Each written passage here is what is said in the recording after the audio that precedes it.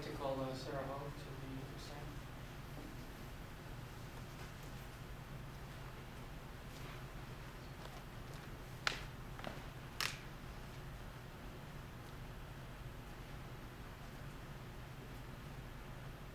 Good afternoon. You swear that any testimony you give will be the truth, the whole truth, and nothing but the truth, and the case is not please the record. Thank you. Please be seated. Please state and spell your name for the record. Sarah Hogue, S-A-R-A-H-O-G-U-E.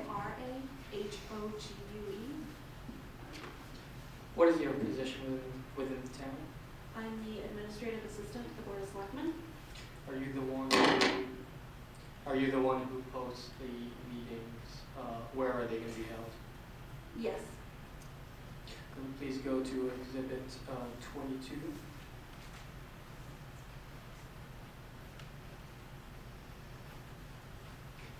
Page 74. Nope, wait a second.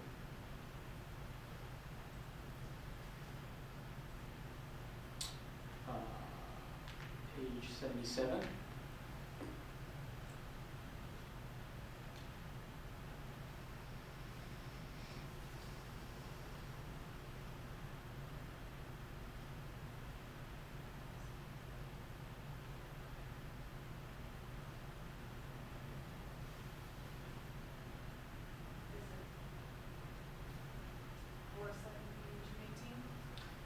Correct. You familiar with what you're looking at? Yes. Okay, what would that be? What's that? What is? Can you please describe the I'm exhibit looking you're at looking at? the calendar posting for the meeting. Okay. Is there any description where the meeting is held? It's too blown up for me to see the entire page of the website. And it's 22 or 40, right? No, it's 22 for identification. Thank you. Thank you. Could you repeat your question? Can you repeat your question? The posting that you're looking at, does it have a meeting location for the June 18, 2024 meeting? On that screenshot, no. Can we please shift to page 76?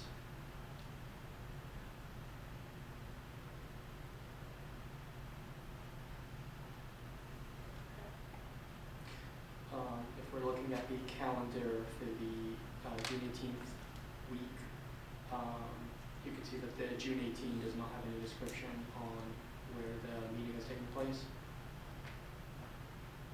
On the calendar itself, Yes. no. The meeting the day before on the 17th, that is the Recreation Committee meeting at the Town Hall. Yes. Do you know of any board or committee during the time that the Board of Selectmen moved their meeting locations, meeting location to the fire station? Did any other boards, did you post any other boards having their meetings elsewhere? I don't recall. Later in the week on June 21st, there is a selectmen meeting that's posted to the town office. Is that correct? Correct.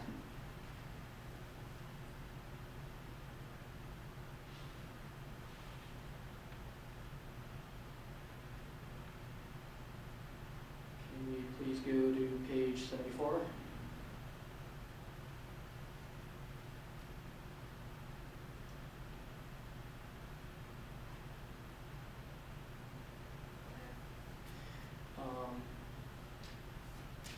In that meeting, the description, can you please read the description? So it looks like it carried over from an old posting. Selectmen meet at the Town Hall on Turnpike Road. But the meeting itself says meeting at Fire Ambulance Station. So there's conflicting information within the post and where the meeting is held? What's that? There's conflicting information within there on where the meeting is held. Correct.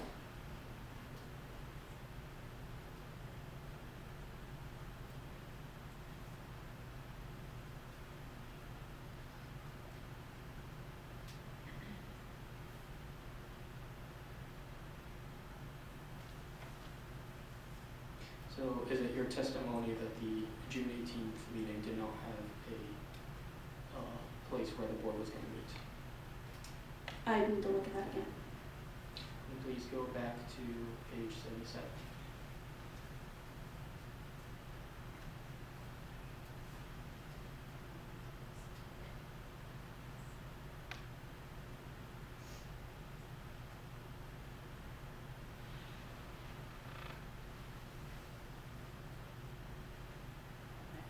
Not on that screen, no.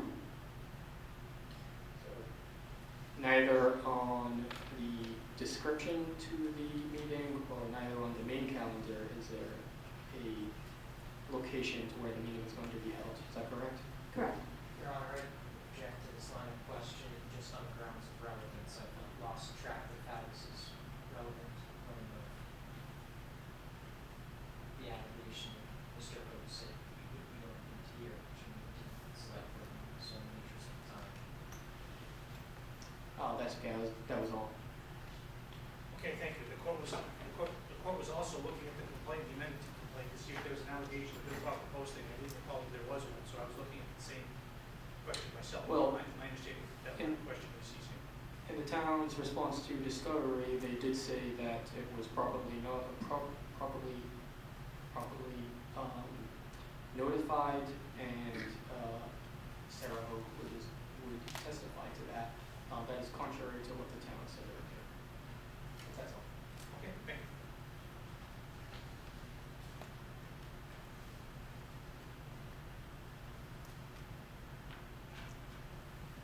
All set. Anything further with this one? That's all. Okay, cross-examination. So what are the two primary places in town where select board meeting notices are posted? We actually do 3. We have the town website, we have the cork board outside my office, which is when you first walk into the town offices, and we have the board that is by the road. Thank you. No further question. Okay. No further. Okay, so we step down. Okay, thank you.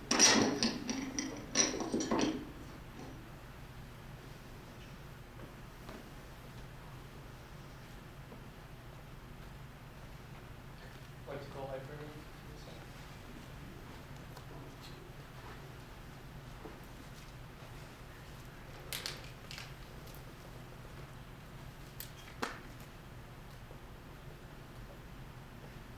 Good afternoon. You sure that any testimony you give will be the truth, the whole truth, and nothing but the truth on the case, penalties, and verdict? Thank you. Please be seated. Please state and spell your name for the record, sir. Ed Grimley, E-D-G-R-I-N-L-E-Y. Thank you. You were present as selectman at the June 18, 2024 meeting. Yes. During that meeting, as it started, you heard that I said it's almost impossible to hear. You said what? That it's almost impossible to hear at the meeting. Yes. Was there any comment during the meeting from anybody in the audience that would have suggested to you that the public could indeed hear at the meeting? No. When you hear someone from the audience, Rebecca, have you sat on other boards in the town? Yes, I have. During your time serving on these boards, have you had issues with the public being unable to hear meetings? No. When you hear someone saying the public can't hear, does that agitate you? Does it educate me? Does that agitate you? Yes. Yes. How so? Just does. Okay.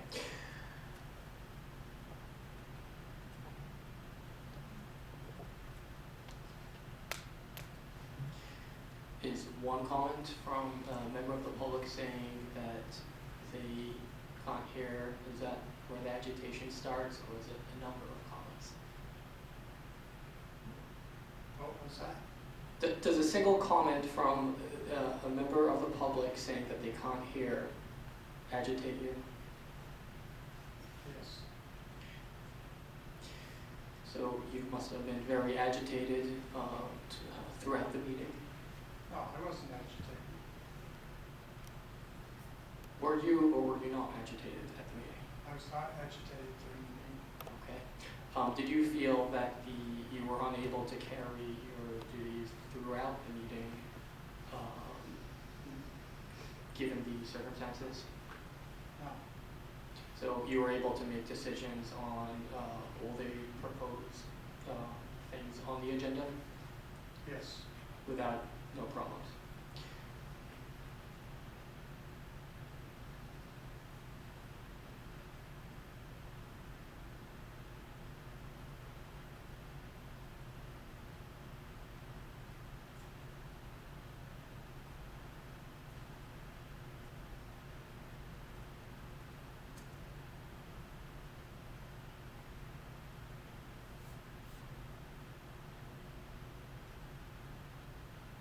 Whose responsibility would it be to keep the meeting audible to the public? The chair. Why do you think he would say to good, you don't need to hear at a public meeting? No idea. Do you find that reasonable? No. Do you find it funny? No.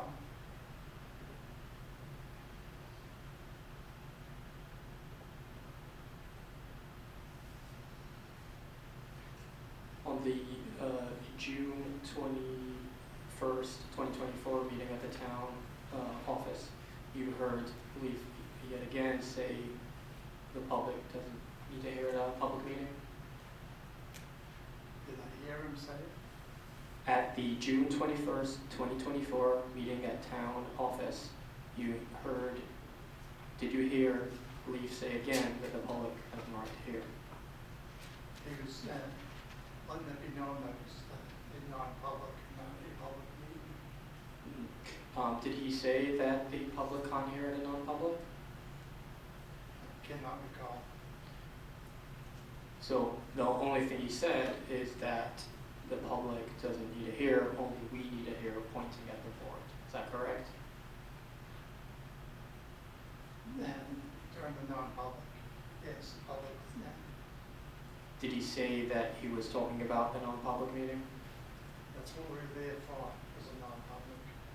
Did he issue any statement or apology at the June 21st meeting for what happened at the June 18th meeting? No. Are we talking at the non-public? At the meeting, at the time, the board was not in non-public. So at the meeting at the town office. We were getting ready to go into that non-public. Correct.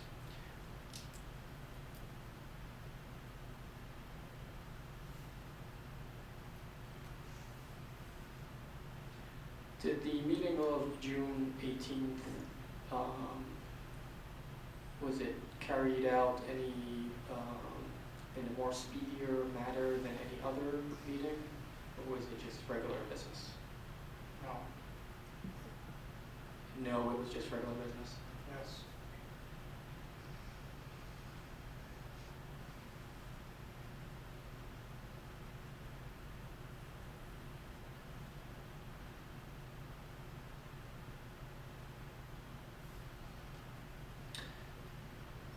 On August 6th, when finally the board took up, taken a vote on moving the meeting back to the town hall, why do you think the audience was clapping? Why did they what? Why do you think the audience was clapping? Because it was being moved. And have you been at other, have you been present at any other votes where the audience started clapping for a vote? No. So this was uniquely a one-time thing, you'd say so? Yes. Did you have any objections for moving the meeting back to the town hall? When that first was brought up, I had no objections. When you say first brought up, when are you talking? What's that? When you say when it was first brought up, what date is that? I don't know if they, Is it are you referencing a meeting or outside a meeting? meet.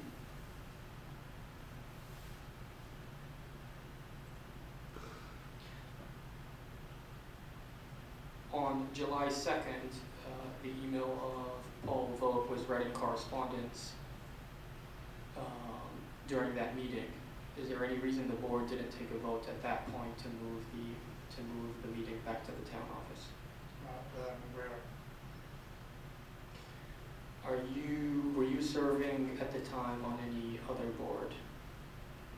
Yes, Which one would that be? budget committee, rec department, cemetery department. Did any of those, excluding the cemetery, who holds their meetings at the town office, did the other boards change their meeting location? No, Whose decision was it to move the location to the fire station? it was recommended by the chair. Okay.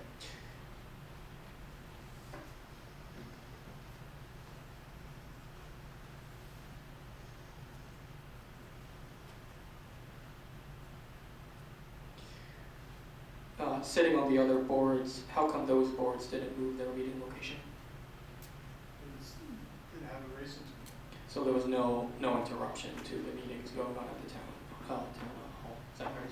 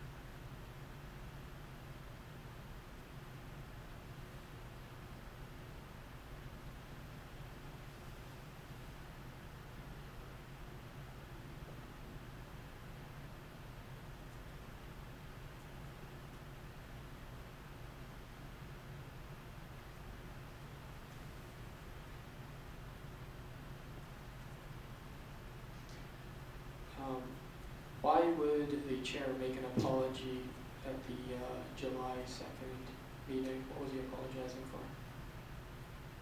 I can't recall.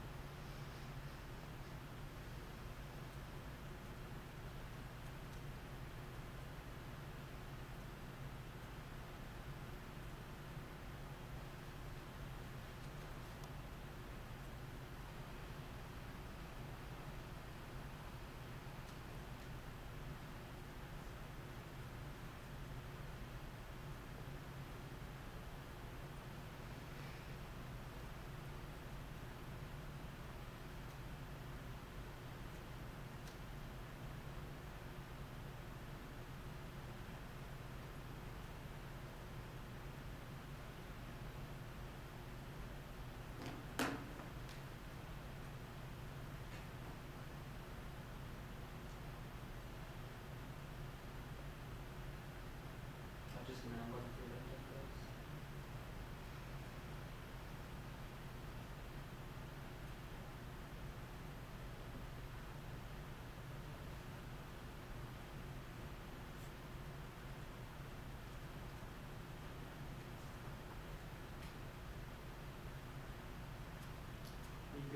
Can we go to Exhibit 19?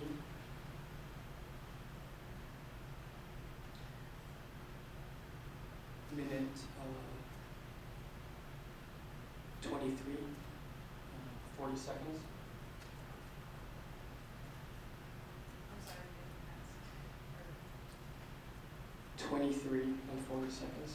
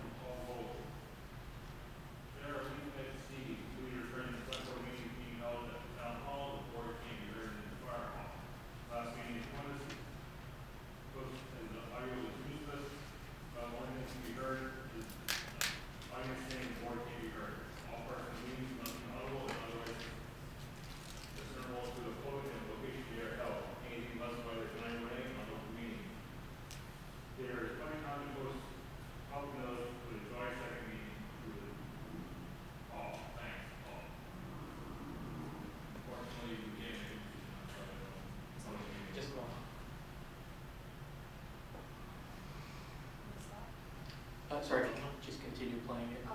I'm just gonna hold on for a second. John, you,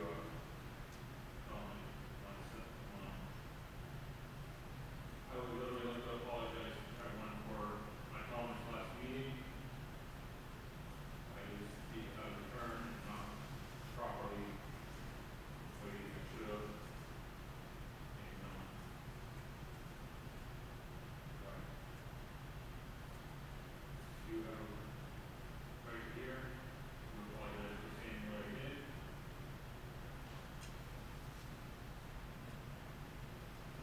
Further, we will keep fans off and we will speak louder, just more.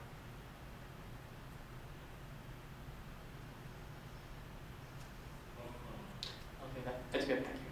And let the record reflect, the court was able to review the audio of exhibit 19 in real time. What is that apology for? What's that? What is the apology that was, you just heard from the chair at the meeting? What was that apology for? That was, from the statement that he had made at a previous meeting. Okay, which is what? Which one? Say, which is what? What was that statement? He was apologizing for what he had said.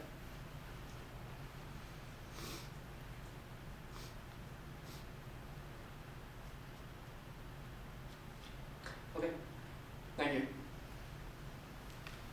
Dick? Your Honor, 3 quick questions for Mr. Greenlee. Mr. Greenlee, do you agree that the public does have a right to hear the select board meetings? Yes. And to have your statements be audible at the select board meetings, correct? Yes. Yes. In your mind, has the select board taken adequate steps to address the audibility of your meetings and to ensure that your words will be heard at the meetings? Yes. Okay. And you heard I posed the same question to Mr. Darrow on June 18th when Mr. Hope stated, "Good, we do not need to hear." Was your impression of that that was something that was done in bad faith? Then, let's believe that it was done. Thank you, Your Honor. No further questions for Mr. Greenlee. Thank you. You're right. If that comment is not done in bad faith, what other way would you interpret it? I didn't know that how it was. Sorry. Can you repeat that one? I didn't know how it was. How what was? If it was in bad faith or not. Are you saying at the time you didn't know what it was? No, I did not. Okay. Is your opinion that it was done in bad faith? At that time, I did not know. Well, the question is, now do you think that was done in bad faith? I don't know. Okay, thank you. Nothing further, Your Honor. Thank you. Okay, thank you. Mr. Greenlee, thank you. You said that?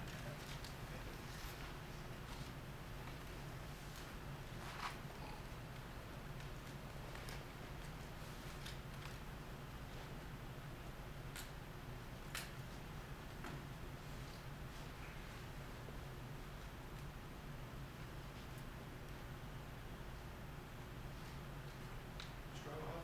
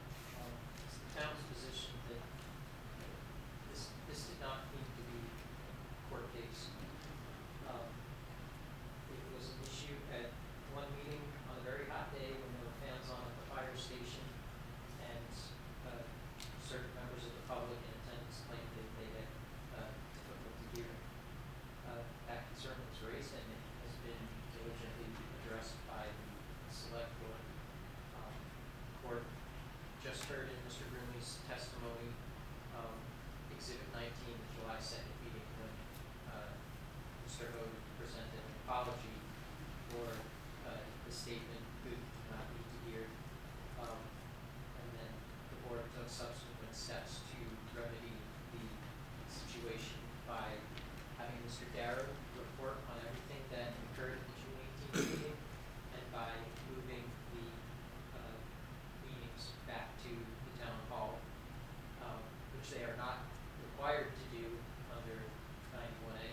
The select board is the master of its own choice of where its meetings are held. The only requirement of the law is that the meetings have to be in a place that can be open to the public. And so they were within their rights to be meeting at the fire station all along, so long as that they could otherwise comply with 91A there, but they chose to move it back to the town hall where they had been for the last couple of years. So on the primary remedy for a violation under 91A:7 is injunctive relief. There's no need for injunctive relief here. The town and the select board have already thoroughly addressed the issue of the audibility of the select board meetings. In terms of additional remedies under 91A:8, again, the town and the select board have already thoroughly addressed those issues. So the town's position is no further remedy there is warranted. The other live claim issue that's before the court is from Mr. Abuhab's amendment to his pleading, where he's seeking the relief of having the court just read it.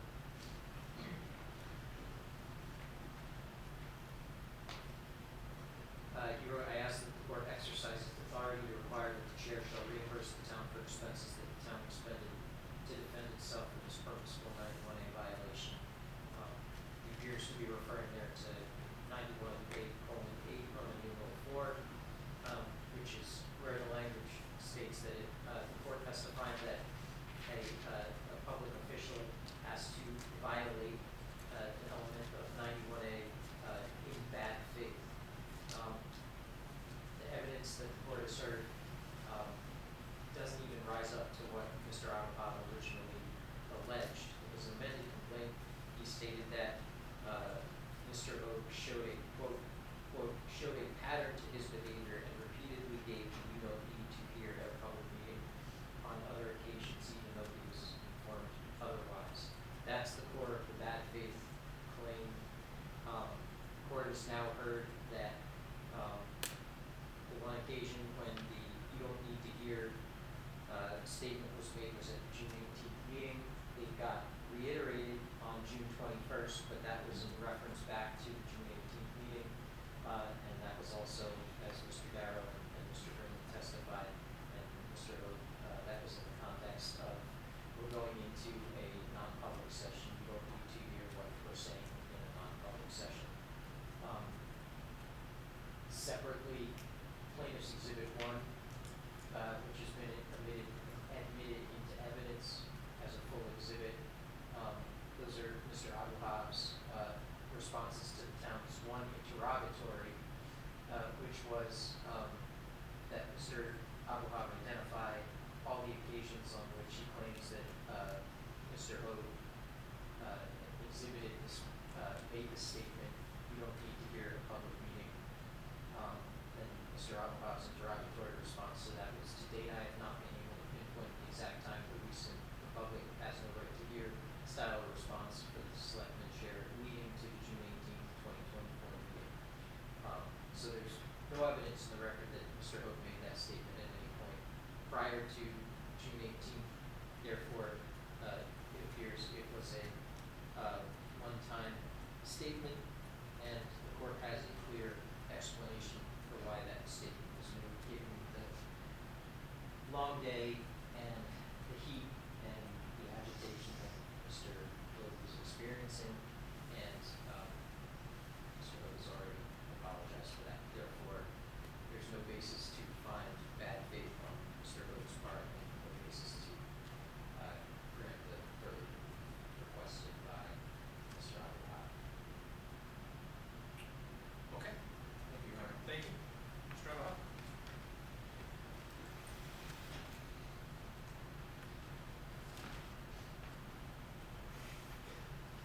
the town would like to take simple, very clear spoken English and reinterpret them to something else.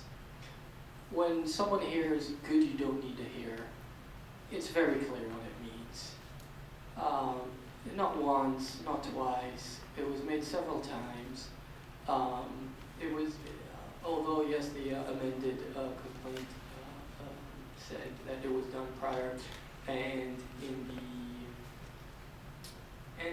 interrogatories, I did say when I say I was unable to pinpoint, is the fact that Mr. Decker asked for a video evidence of it.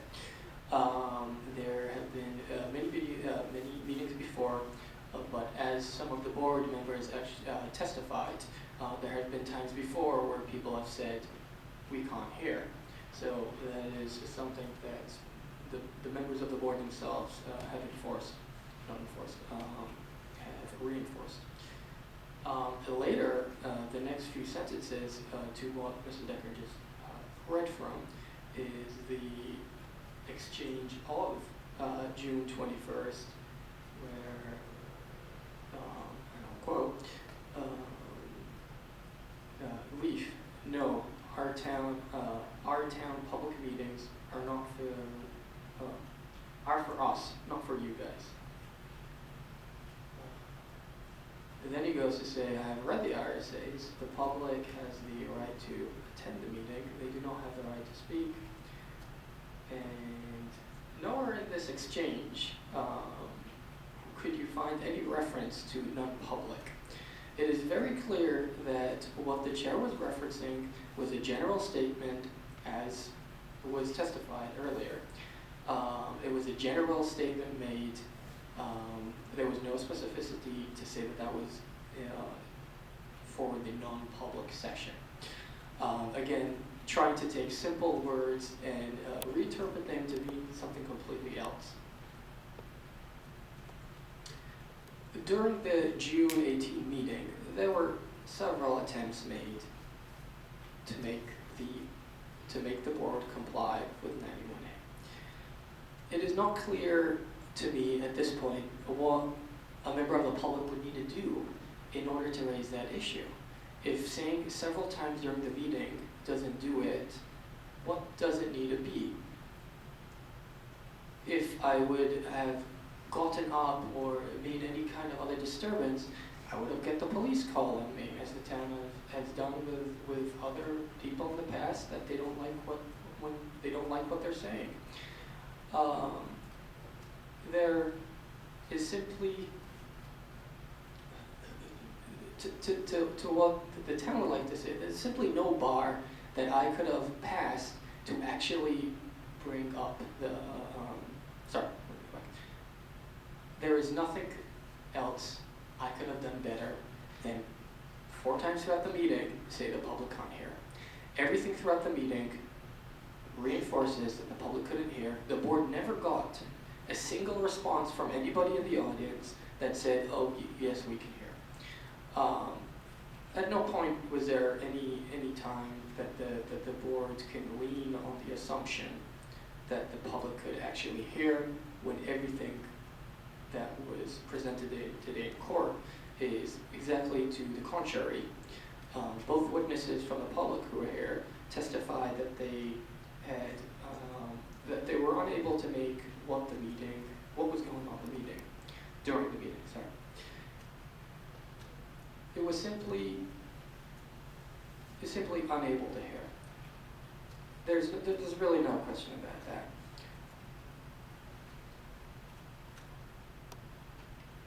Now, regarding the claim that the town took any actions after that meeting to make it better, I find no substance to that. At the next meeting on June 21st, even though there was an opportunity to it, no apology was made then. The chair doubled down again with, "You don't need to hear, the meetings are for us," pointing at the selectmen. The public is just a nuisance in this area.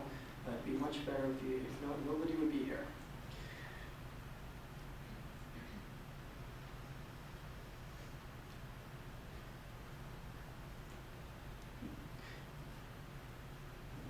as Paul Vogt said, he emailed to the board on June 25th, asking the board to move the location. Why would anybody bother to send an email to the board to move the location if it wasn't an issue in the first place? Also, at the April 2nd meeting minutes that were when it was first said that the meeting was going to move to the fire station, that was a decision as per the other selectmen. That was a decision made by the chair. It was never supported, never voted for.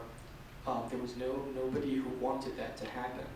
It was clear to everybody that the fire station was not a better venue for the meeting.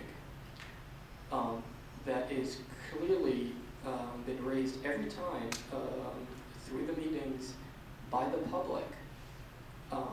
There was nothing to be gained by moving there, as Eddie Rinley said, that no other board moved their meeting. Even a day before the meetings there was no interruption, even theoretical interruption, that was going to happen at the meeting. It was simply a choice of venue that the chair wanted, and it was solely on him to make sure that the venue he chose would be a good venue that would be legal in the sense that it can accommodate what the board does as a board.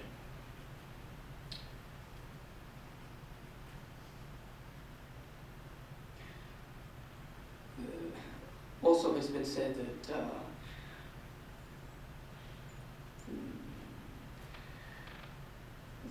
the board members are volunteers trying to do their best. But when objections are brought up and people are very clear about the issues that need to be addressed, and it doesn't get addressed, not once, not twice, not again, throughout the entire meeting. Also in public, in the public comments on June 18, people, I said, and so did Maureen O'Reilly said, we couldn't hear anything. Of course they need to be audible to the public. Did the chair bother to make an apology then? He didn't, because he didn't care. There was no reason for him to make an apology. Only later, after shortly consulting the lawyer, on July 2nd, suddenly he has something to apologize. But what is he apologizing for? If no violation took place, then why apologize? If he is apologizing, then surely there was an issue at hand that he had to apologize for.